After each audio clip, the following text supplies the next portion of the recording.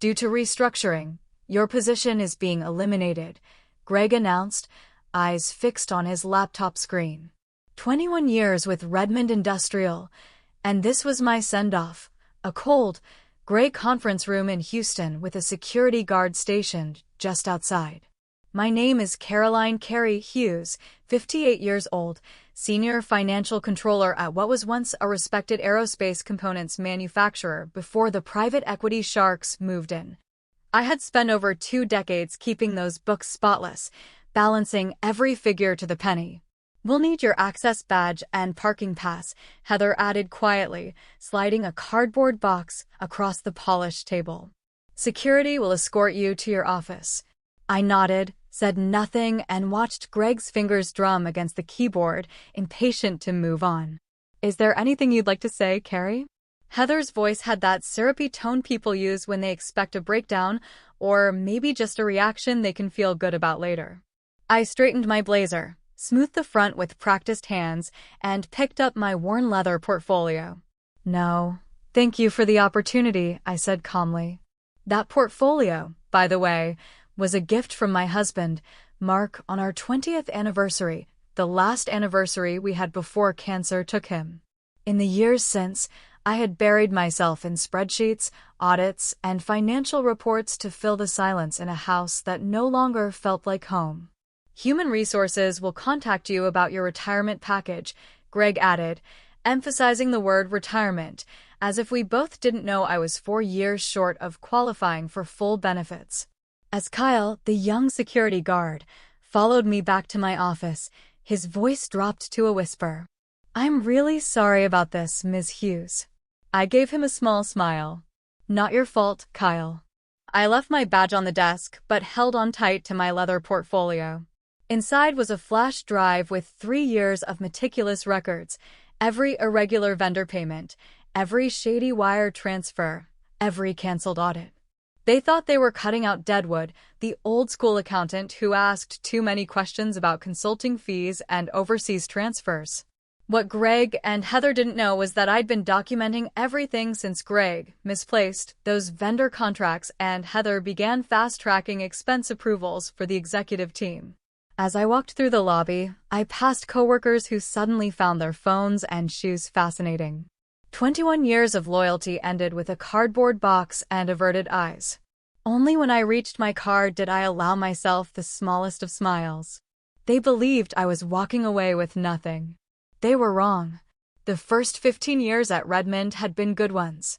I joined when the company was still family-owned, with old Charles Redmond himself walking the factory floor every morning before his coffee. Numbers don't lie, Carrie, he'd always told me. People do.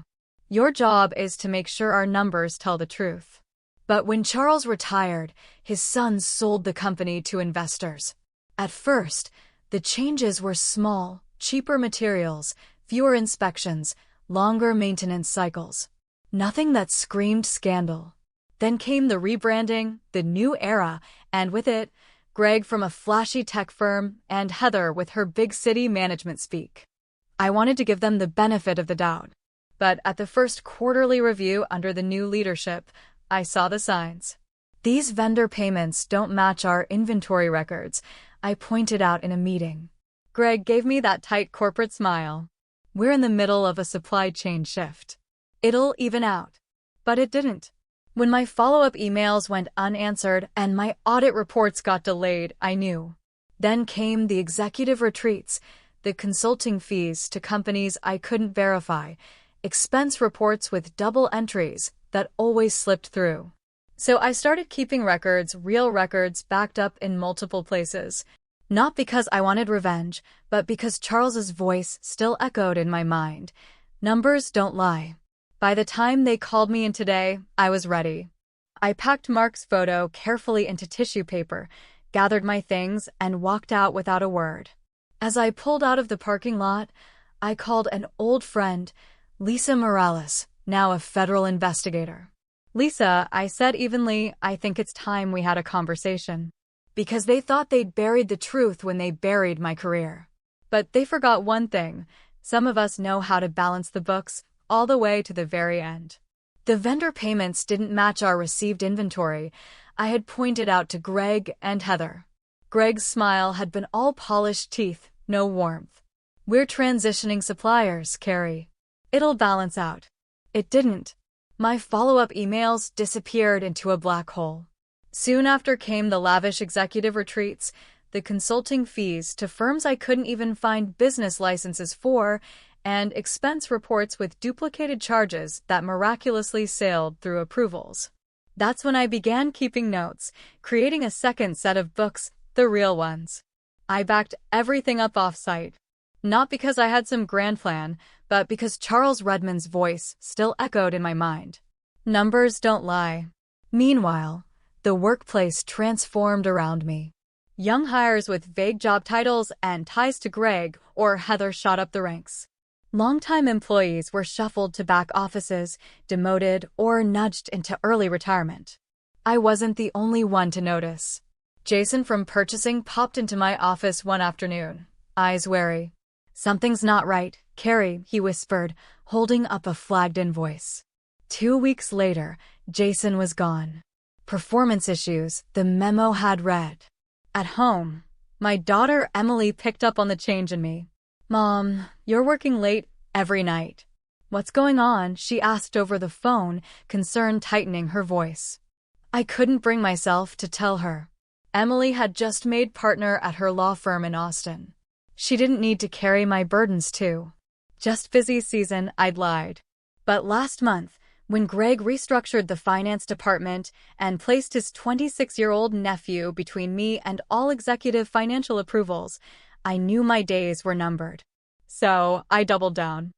I made copies, secured the evidence, created a meticulous timeline of every questionable transaction, every policy shift that chipped away at our financial safeguards. It wasn't about revenge. It was about preserving what Charles Redmond had built and the truth. Numbers don't lie. The full weight of my situation sank in that afternoon as I pulled into my driveway. For the first time in 21 years, I had no meetings, no reports to finalize, no audits to prepare for tomorrow. I sat in my car a long time, hands on the wheel, just staring at the porch light flickering above my front door. My house looked the same, but it felt emptier. Inside, I set the cardboard box down on the kitchen counter and reached for the bottle of bourbon Mark had given me for our last Christmas together. I poured 2 fingers, a toast, I suppose, though it felt more like a quiet surrender. This wasn't the ending I'd imagined for my career. The phone rang, slicing through the stillness. "Emily." "Mom, Tina from accounting just called me. She said you were let go." "What happened?" I softened my voice. "Restructuring. Position eliminated." "It's just corporate speak." "That's bull," Emily snapped, her lawyer instincts kicking in. "They can't do that to you after 21 years without cause. We should file a claim." "No," I cut her off gently. "But Mom." "Trust me on this, Emily." I took a slow sip of bourbon, feeling the burn. Some battles aren't won in courtrooms. After we hung up, I went to my home office and powered up the computer. The flash drive from my portfolio held everything, organized meticulously: dates, incident types, dollar amounts. 3 years of financial manipulation, all backed by supporting documentation. I opened a new document and began to type. It wasn't an angry letter or a threat, just a clear, factual summary of what I'd seen. Times, dates, dollar amounts, names. At the top of my email draft sat 2 addresses waiting in the recipient line: the Securities and Exchange Commission and the State Attorney's Office. My finger hovered over the send button. For a long moment, I stared at the screen. Was I really ready for this? This wasn't just about accounting errors or sloppy oversight. This was deliberate fraud. People would lose jobs, maybe even face prosecution. A company that had once been a pillar of integrity could collapse. I closed my eyes and took a deep breath. In my mind, I could almost hear Mark's voice and Charles Redmond's. "Do what's right, Carrie. Everything else is just noise." The cursor blinked patiently on the screen. I opened my eyes, took one last sip of bourbon, and pressed send. My finger hovered over the send button. Was I really going to do this? These weren't just spreadsheet errors or innocent oversights. This was calculated financial misconduct. People would lose their jobs. Some might face criminal charges. The company Charles Redmond had built, the company I'd dedicated over 2 decades to, could collapse. I closed the laptop without sending the email. Instead, I drifted to the hallway closet, pulling out an old, dusty photo album. Inside were pictures of Charles's retirement party, of the original team from Redmond Industrial, and of Mark and me at the company picnic, younger, smiling, still untouched by the shadow of his cancer. I ran my finger across a photo of Mark's face. "What would you do, Mark?" I whispered softly. But I already knew the answer. Mark never tolerated lies or cruelty. "Do what's right, Carrie," he would have told me. "Everything else is just noise." That night, I barely slept. But by morning, something inside me had settled. The haze of shock had lifted, leaving a sharp, steady clarity. This wasn't about my career anymore. It wasn't even about me. It was about Charles's legacy. It was about the vendors being cheated, the employees who would ultimately pay the price for executive greed. I brewed my coffee, straightened my blazer, out of sheer force of habit after 21 years, and picked up the phone. "Lisa, it's Carrie Hughes," I said. "I need to talk to you about some serious financial irregularities at Redmond Industrial." "Yes, it's extensive. Can we meet today?" Lisa Morales had been my college roommate. Now, she was a federal investigator specializing in corporate fraud. The first move had been made. 3 days after meeting with Lisa, I received a certified letter from Redmond Industrial's legal department. The severance package they were offering came with one very big catch: a confidentiality agreement barring me from discussing any part of the company's operations, past, present, or future. The dollar amount? Insultingly low. 3 months' salary for 21 years of service. I called Emily for legal advice. "They're scared," Emily said firmly after reading the document. "This isn't a standard non-disclosure. What happens if you don't sign? They're threatening to fight my unemployment benefits and withhold my unused vacation payout." Her voice hardened. "Legally shaky, but they're betting you won't have the money or the stomach to challenge it." I thanked her and promised I'd think it over. What I didn't tell her was that my decision had already been made. Later that afternoon, my doorbell rang. Heather was on my porch, wearing a professional smile that didn't quite reach her eyes. "Carrie," she said brightly, as if we were old friends, "may I come in?" "I wanted to personally check on how you're doing." I stepped aside, letting her into the living room, but I didn't offer coffee. "The severance paperwork," Heather said, setting a new folder on my coffee table. "We wanted to clarify. There was a misunderstanding. We're prepared to offer an additional 2 months if you sign today." "What's the rush?" I asked calmly. Her smile tightened. "The board is finalizing next quarter's budget," she said smoothly. "We need to wrap up all outstanding obligations, like properly paying vendors." The words slipped out of my mouth before I could stop them.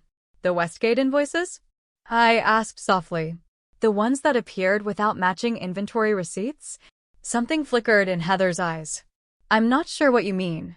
"And the consulting payments to Clearwater Partners," I continued evenly, "the company registered to your brother-in-law's home address."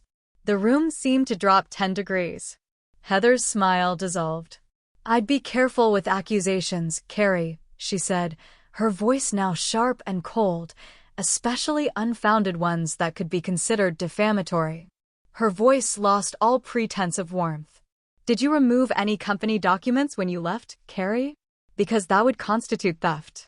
"I kept copies of my work product, as permitted in the employee handbook," I replied truthfully, holding her gaze. Heather abruptly stood, smoothing her jacket. "I'll give you until tomorrow to reconsider the severance offer. After that, things might become complicated for your retirement planning." The moment she left, I let out a long, shaky breath. But the threats didn't end at my door. That evening, my phone lit up with a text from a number I didn't recognize.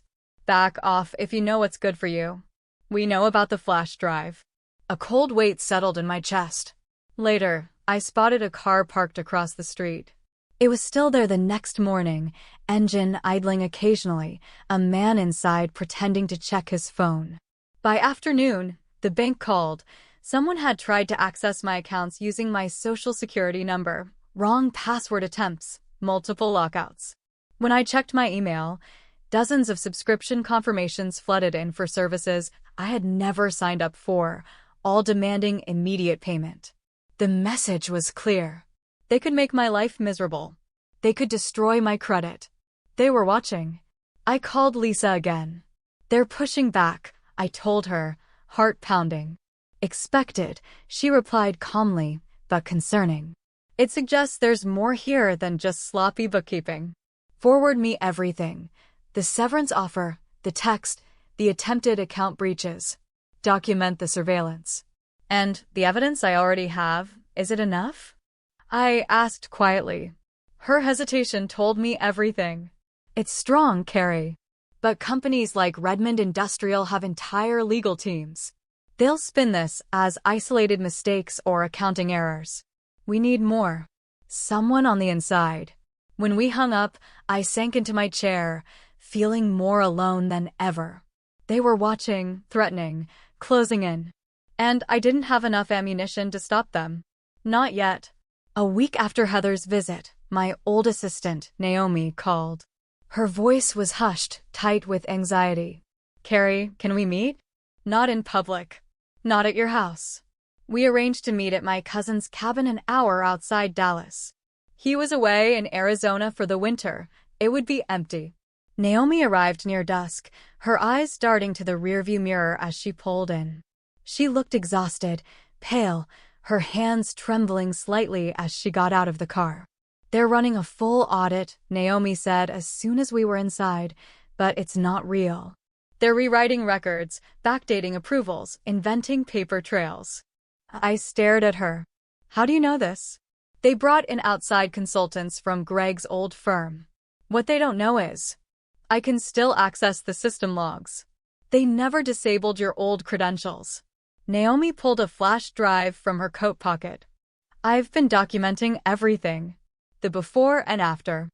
I looked at the tiny device in her hand, feeling the weight of it. You're risking your job, I murmured.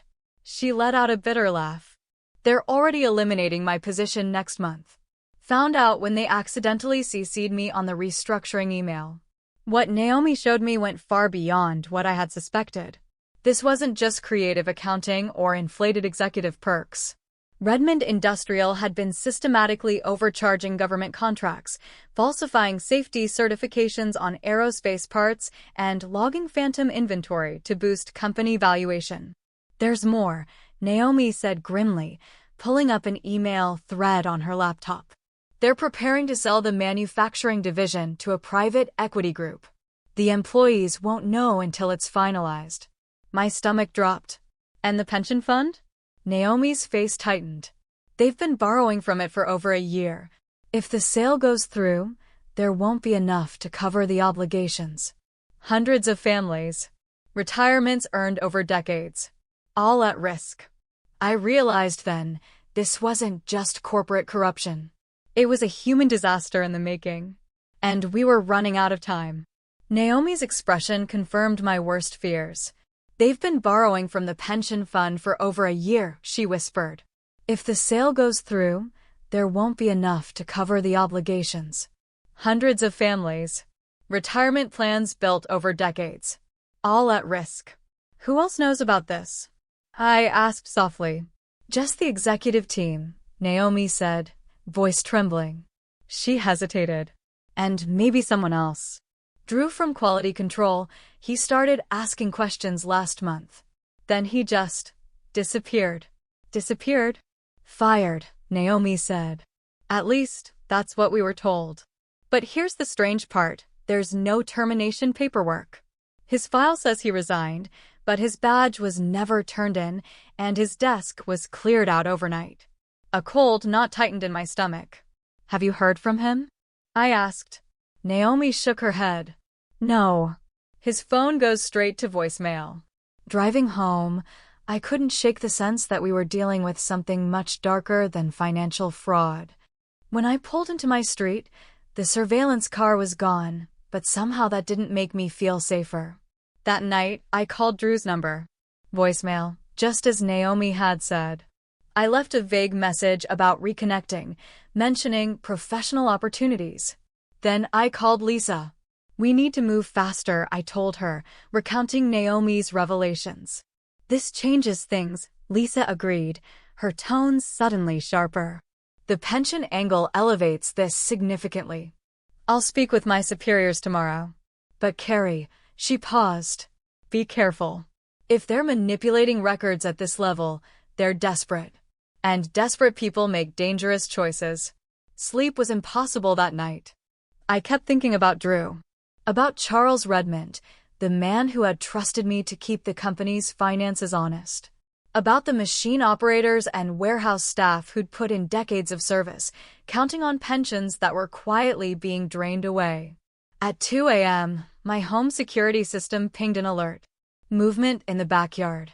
By the time I reached the window, whoever it was had vanished. But I saw it. The window to my home office was cracked open, just slightly. Enough to notice. They weren't just watching anymore. They were sending a message. Nowhere was safe.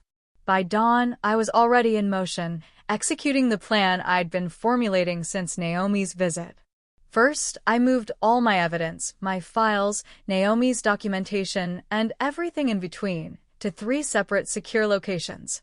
One set went to Emily, with a sealed letter instructing her to open it only if something happened to me. Another set went into a safety deposit box at a bank far outside Heather's or Greg's reach. The third set, I encrypted and sent to Lisa, with a separate message containing the decryption key. Then I reached out to Greg, the former purchasing manager who had been pushed out months before I was.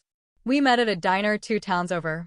I've been waiting for this call, Greg said grimly after I explained everything. I found the same discrepancies. Started asking questions. Next thing I knew, I was escorted out for policy violations. Did they threaten you afterward? I asked. Not directly, Greg said. But my house was broken into a week later. Nothing valuable taken, just my laptop and some old work files. He leaned across the table. I filed a police report, documented everything. Never thought it would matter. But now it establishes a pattern, doesn't it? It does, I said quietly. Would you be willing to make a statement? Without hesitation, Greg nodded.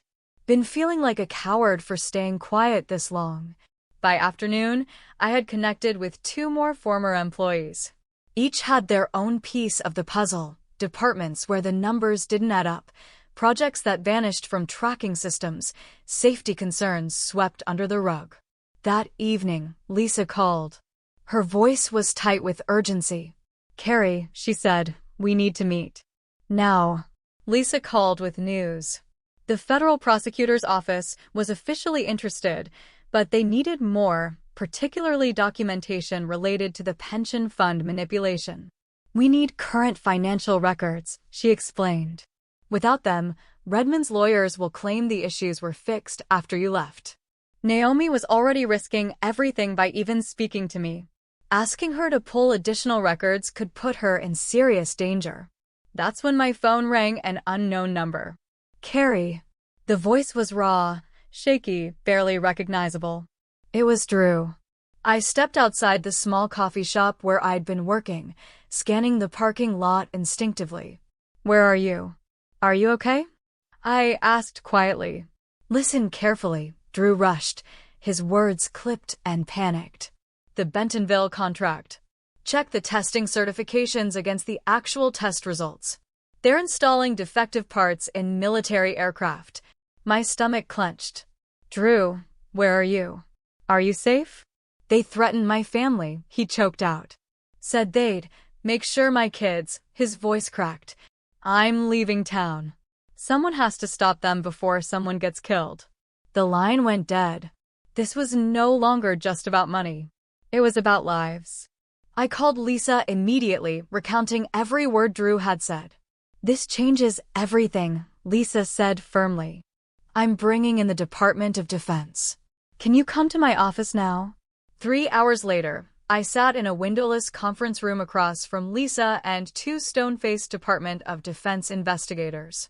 I laid everything out: the financial fraud, the doctored records, the depleted pension fund, and now the military contract corruption. We'll need your full cooperation, one investigator said. This investigation will become highly visible very quickly. I want you to understand, your safety could be at risk. We can arrange protection. I shook my head. I have a better idea. The next morning, I dialed Heather directly. I've been thinking about that severance package, I said softly, deliberately letting defeat slip into my voice. I'd like to discuss terms. Heather sounded almost giddy with relief. Wise decision, Carrie. Come to the office tomorrow, 9 a.m. We'll finalize everything. Actually, I countered, I'd prefer somewhere more neutral. The Lakeside Hotel has private meeting rooms. There was a long pause, then Heather agreed. What she didn't know was that the Lakeside was already crawling with federal agents. The meeting room was wired for audio and video recording, and every entrance was under surveillance. The trap was set. Heather was walking right into it. The Magnolia Room at the Lakeside Hotel was unnervingly quiet as Heather reviewed the paperwork I had brought. Her attorney sat beside her, occasionally leaning over to whisper in her ear. This all looks in order, Heather finally said, sliding the non-disclosure agreement across the table toward me. Just sign here, and we can put this unfortunate situation behind us. I looked down at the document, 12 pages of dense legal jargon designed to silence me forever. Beside it sat the severance check, 5 months' salary for 21 years. Before I sign, I said carefully, I'd like to clarify something. Heather smiled politely. Of course. This agreement covers all company matters, correct? Including the pension fund irregularities and the Bentonville military contract. The attorney straightened slightly. Heather's smile flickered, just for a moment. All company matters, she confirmed smoothly. Standard language. I nodded, picked up the pen, then paused midair. One more question, I added softly. Does this agreement cover my obligation to report federal crimes I've witnessed? The attorney stiffened. What exactly are you implying? I'm not implying anything, I said quietly as I rose from my chair. I'm stating that I've already provided evidence of fraud, embezzlement, and criminal endangerment to federal authorities, including our conversation right now. As if on cue, the conference room door swung open. Lisa entered, flanked by FBI agents and Department of Defense investigators. Heather Reynolds, one agent announced firmly, we have a warrant to search all Redmond industrial facilities and seize financial records related to government contracts. Heather's face went pale as Lisa calmly placed a thick folder on the table between us. This, Lisa said softly, is just a fraction of what we have. The rest is being presented to a grand jury as we speak. Heather lunged for her phone, but an agent intercepted her hand with quiet authority. Greg Taylor and the CEO are being detained for questioning simultaneously, Lisa explained, along with several board members. I didn't stay to watch as they led Heather away in stunned silence. My part was done. 6 months later, I stood inside the old Redmond manufacturing plant, watching workers move steadily along the assembly line.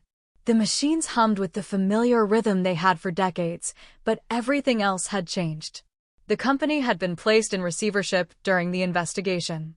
When the dust finally settled, a coalition of employees, machinists, engineers, and floor supervisors had pulled together to buy the manufacturing division with help from a state economic development fund. They renamed it Redmond Legacy Manufacturing. They asked me to help design the new financial systems, real systems, with transparency and accountability built into every level. All done for the day, Ms. Hughes? I turned to see Kyle, the security guard who had once escorted me out, now nodding respectfully as I signed out at the front desk. Just about, I smiled, handing him back my visitor badge. Outside, Emily was waiting in her car. How's it looking in there, Mom? She asked as I settled into the passenger seat. Good, I said, glancing back at the building. They've got a solid team. They'll be just fine without me hovering over their shoulders. As we pulled away, I let my gaze linger on the brick facade. Charles would be proud. We drove in comfortable silence for a while. The media had covered the case thoroughly in the early weeks, executives arrested, charges filed, plea deals cut. The pension funds had been partially recovered. Not everything, but enough that most retirees would keep their homes and savings. Heather and Greg were awaiting trial. The CEO had turned state's evidence. And then, as always, the headlines moved on. New scandals took their place. Any regrets? Emily asked softly as we pulled up to my house. I considered the question carefully. No, I said at last, exhaling. I didn't do it for revenge.